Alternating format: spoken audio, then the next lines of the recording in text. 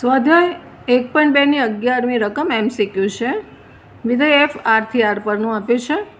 FX છે x² દ્વારા વ્યાખ્યાયિત વિધેય છે. ઓપ્શન એ એક એક અને વ્યાપ્ત છે. બીજું છે અનેક એક એટલે કે એક એક નથી અને વ્યાપ્ત છે. સીમાં એક એક છે પણ વ્યાપ્ત નથી. અને ચોથું છે એક એક પણ નથી અને વ્યાપ્ત પણ. અહીંયા આપણે બે ઘટકો લઈને કરીશું કે ધારો કે બે ઘટક લઈએ. આપણા ધારો કે 1 જ લઈ લઈએ, 1 અને -1 લઈશું. બિલોંગ્સ ટુ પ્રદેશ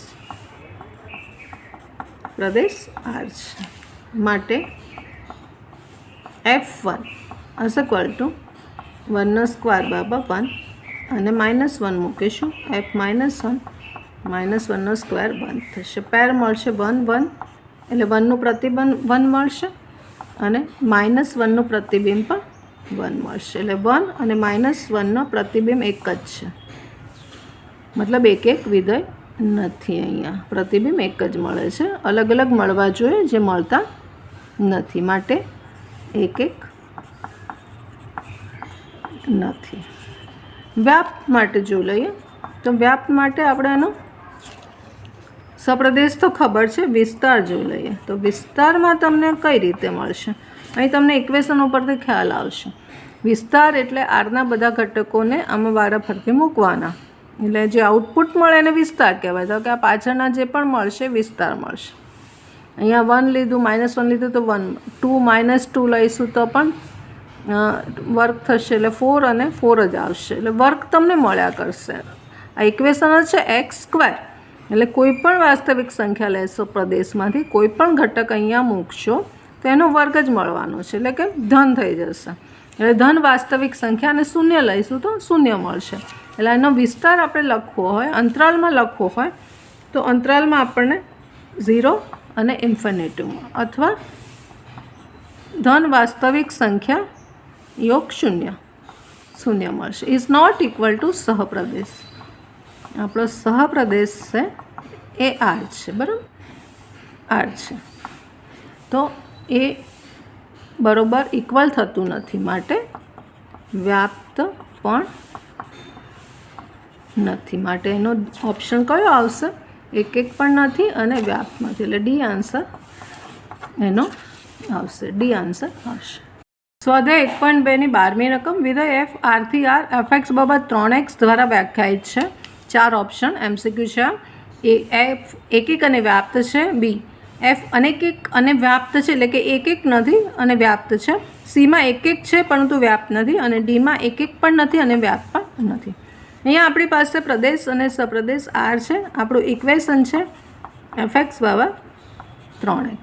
જો યાદીથી બે ઘટકો હું લઉં, ધારો કે 1 ને -1 લઈએ અથવા આપણે એને વ્યાખ્યાથી પણ કરી શકીએ તો x1 x2 બિલોંગ્સ ટુ પ્રદેશ.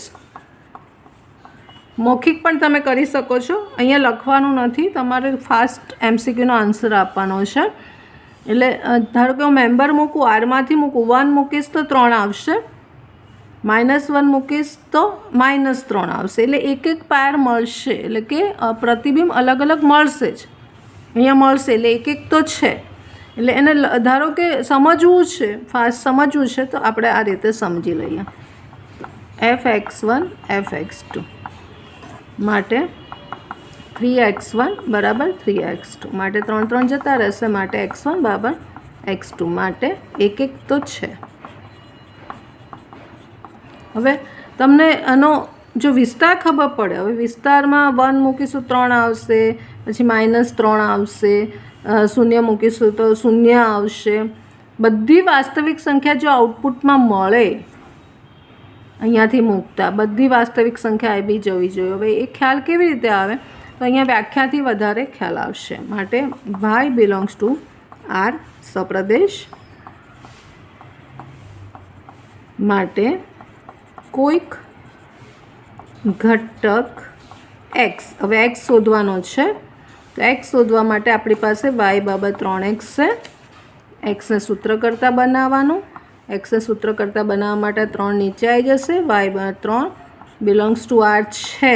બરાબર, આરમાં આવો એક્સ મળે છે, કારણ કે હું વાયની કિંમત હું આરમાંથી લઈશ તો એ આ જે કિંમતો આવશે અહીંયા આઉટપુટ આવશે વાયની ગમે તે કિંમતો આરમાંથી મૂકીશું તો એ આરમાં તો છે માટે એક્સ છે. હવે અહીંયા શું કરવાનું છે, એફ એક્સ બરાબર એફ વાય અપન 3. હવે આને ક્યાં મૂકવાનું છે, તો આપણું જે ઇક્વેશન છે આની અંદર મૂકવાનું છે. એટલે એક્સની જગ્યાએ શું મૂકવાનું છે, વાય અપન 3 માટે 3 ગુણ્યા વાય અપન 3. આ ઉડી ગયા મતલબ વાય આવ્યો માટે એફ એક્સ બરાબર વાય થાય છે માટે વ્યાપ્ત છે, માટે વ્યાપ્ત પણ છે અને એક પણ છે. તો કયો ઓપ્શન છે, એ ઓપ્શન છે તમારી પાસે. એફ એક પણ છે અને વ્યાપ પણ છે. એટલે આટલું ફાસ્ટ તમારે થોડુંક કરી લેવાનું, જો મોઢે ખ્યાલ આવે, કારણ કે MCQ તો તમારે સ્પીડમાં કરવાના છે.